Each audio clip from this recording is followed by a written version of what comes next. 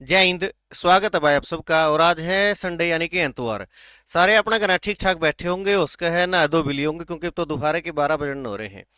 और 3 4 दिन हो गए हिंदी की क्लास बनाऊं था, मैं लिया छीक जमा हिंदी बोल बोल के, तो आज लगा कि थोड़ा अपनी माँ बोली में बातचीत कर लिया, हरियाणवी में बातचीत कर लिया। टाइम बदल गया, दौर बदल गया, ये बैठक नोरे जमाने टाइम तो रहा को नहीं कि पहला न्यू कहा करते तेरा ताऊ कड़ा होगा, अगदू नोरम ताश खेलता होगा, तेरा काका कड़ा होगा, फलाना फौजी का नोरम बैठा होगा। अब जो सारी चीजें का बातचीत करने का जो एक प्लेटफॉर्म बन गया है ना, वही सोशल मीडिया बन गया है। और अपनी कोशिश रहेगी कि और नहीं तो कम से कम ये बार त्योहार इंतवार कड़ियां बैठ के बतला लिया। इसलिए कोई अलग अलग प्लेटफॉर्म है, अगर आप क्लास देखोगे तो अभिनव गुरुकुल यूट्यूब चैनल पे मिल जाएंगी, कोई न्यूज वगैरह इधर उधर की बातें सुननी है तो हरियाणा चेतना न्यूज पे मिल जाएंगी। फिर भी जो अपना गांव है खरकपुनिया, इधर के जो बाहर के जा रहे हैं वह गांव तो जुड़े रहे हैं, उनके खातर भी एक प्लेटफॉर्म है खरकपुनिया साझी धरोहर। ये सारी जो चीज है अपने यूट्यूब पे सबका हाथ में फोन है तो सब्सक्राइब कर लियो। छोटे छोटे थे ना, एक बात सुनिया कर दे।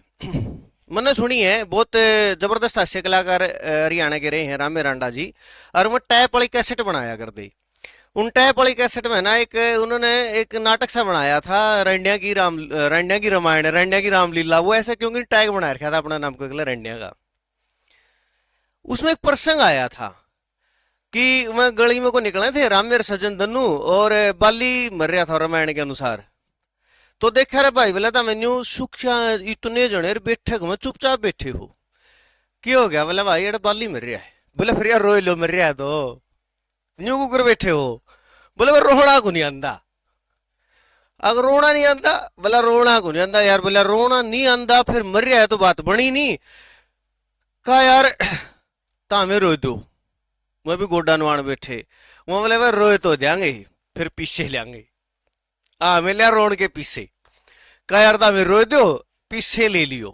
पीछे लेकर रोवे रागनी गावे नु कर बेटा बाली, तो कर गया बैठक खाली, तने रोवे सारा जान रे, तो मर के न कर गया माड़ा काम रे। मजाक लगा करती मैं चीज, लेकिन आज ये भास्कर की जो ना संडे स्टोरी पढ़ी तो लगा कि किस और समाज जा रहा है, हम कहाँ जा रहे हैं। कि एक हेडलाइन देखियो पढ़ी कि परिवार के जो सदस्य है ना उनके लिए सिर मुड़वाते हैं कौन? एक कंपनी शुरुआत होगी, एक जो स्टार्टअप इंडिया का नारा भी है, ईसा ईसा स्टार्टअप हो जाएगा, बेरा कुन था ये चीज भी हो जाएंगी के। तो देखियो एक स्टार्टअप कराया है विशेषता ये जो चीज आएगी ना, नॉन रेजिडेंट इंडियन जो है भारत बाहर रहे बेचारा पर इतना टेम को नहीं, छोरे न्यू जामिया करते बोले बाबू की अर्थी ने कांदा देगा। फिर ईब छोरे गए अमेरिका, छोरे गए कनाडा, छोरे टेम को नहीं, छोरे ने बिजनेस करना है, पड़ोसी संभाला है, तेरा बाबू मरण न हो रहा भाई।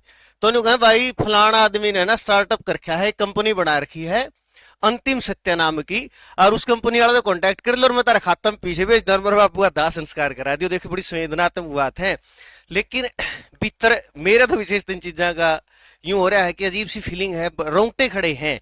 क्योंकि मणिकर्णिका जैसे घाट वाराणसी में जाके मन तो देखे हैं कि कैसे एक संस्कार वहां पर कितनी, इस 16 संस्कार में से इस संस्कार की महत्वता कितनी है, कि कैसे जो यहाँ सनातन के हिंदू जो लोग हैं वहां मणिकर्णिका घाट पर जाकर के जो पार्थिव शरीर लेकर के वहां जाकर के अंतिम संस्कार कराते। लेकिन समाज किस तरफ जा रहा है कि देखो, दैनिक भास्कर वाले नहीं भाई हमने उत्तर की पड़ताल करी, उत्तर की पड़ताल ओढ़े जाके करी कि जोधपुर की एक कंपनी, हमने पता लगा कि वो जो कंपनी है ना वो स्टार्टअप इंडिया नाम का जो काम कर रही है, स्टार्टअप इंडिया जो वो अंतिम संस्कार कर रही है, वो किसका कर रही है? जिनकी कोई संभालता को नहीं। तो देखो फ्लिपकार्ट में जैसी जो ऑनलाइन की ऐप है ना, ये तो कोई सामान मंगवाना है घर बैठे होगी, लेकिन जो एनआरआई है जो बाहर रहे हैं, जो किसी कारण तय परिवार तक दूर है, कारण के पीछे कमाण जा रहे बाहर, माँ बाप ने अड़े छोड़ के, तो गजेंद्र पारिक नाम 47 साल का एक व्यक्ति है, वो जोधपुर में उन्होंने है ना एक वो बना रखा है, के बोलने हैं अंतिम सत्य नाम की एक कंपनी बना रखी है, कंपनी के है स्टार्टअप दे रखा है कि भाई यह जगह भी बता रखी कड़ा है जोधपुर का, किसी ने तसल्ली करनी कर भी लियो भाई, जोधपुर का रायका बाग स्थित अंतिम सत्य कंपनी है, उसको ऑफिस में दैनिक भास्कर पहुंचे है। देखियो मतलब ये आप पे छोड़ दी बात कि यह जरूरी है, मजबूरी है, ये चीज जो यू काम करवाने लग रहे हैं करनी, ये तो बहुत सही है। उन्होंने तो अपना भाई देखो बिजनेस के भी बहुत तरीके हैं, उनके छोरे तो जा रहे हैं ओड़ा पीछे कमान, स्टार्टअप वाले तो आइडिया कमा ले, इतने आइडियाज खोज लिए हैं। देखियो एक मजबूरी होया करती सैरोगेसी, जो किराए की कोख मजबूरी है। ऐसा तो इस देश में चल रहा था, यहाँ तक अपना मेडिकल जा लिया, लेकिन किराए पर अंतिम संस्कार करने भी पाने लगे कि गजेंद्र पारी किराए का बाकी मंडी में घी तेल का व्यापार करे है। और जो परिवार है ना, वो जो परिवार वो क्या करते हैं, उनका जो परिवार है समाज और रिश्तेदारों में किसी की मौत पर जो अंतिम संस्कार को वो एक विधि से कराते हैं।